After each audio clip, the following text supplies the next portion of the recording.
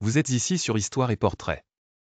L'histoire de la traite transatlantique et de la colonisation européenne en Afrique représente l'une des périodes les plus sombres et les plus dévastatrices du continent.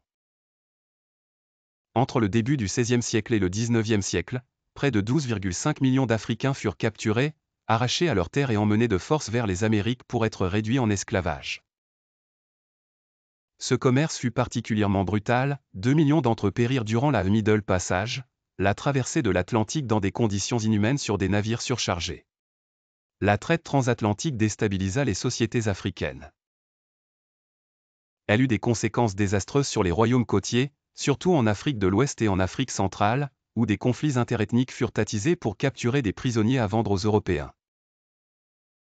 Les royaumes comme le Dahomey, actuel Bénin, et Ashanti, Ghana, participèrent activement à cette économie esclavagiste, bien que certains le firent sous la menace des armées européennes. Cela entraîna un appauvrissement des communautés africaines, tant au niveau humain, car les jeunes et les plus productifs étaient capturés, qu'au niveau social et économique. De nombreuses compétences et savoir-faire furent ainsi perdus, laissant un vide profond dans le développement de ces régions. La déportation de millions d'individus créa un effet d'entraînement. Les structures sociales traditionnelles s'effondrèrent et les économies locales furent perturbées, surtout parce que les régions captives de main-d'œuvre étaient privées de leur force de travail. À cela s'ajoute l'émergence d'une économie tournée vers le commerce des esclaves plutôt que vers le développement interne, avec des conséquences qui affaiblirent considérablement la capacité des sociétés africaines à résister à la future colonisation européenne.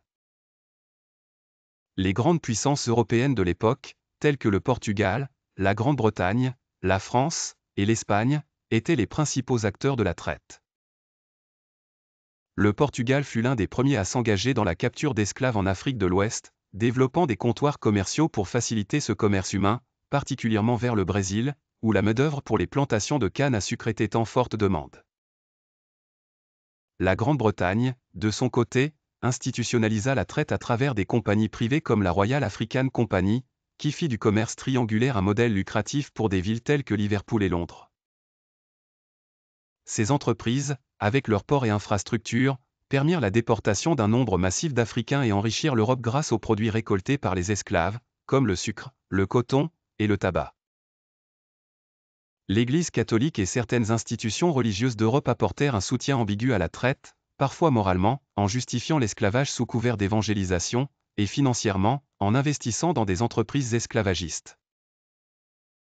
Des banques, des compagnies d'assurance, et même des individus fortunés tirèrent profit de cette économie basée sur l'exploitation humaine. Cet enrichissement créa des dynasties et fonda une partie de la prospérité économique de l'Europe industrielle.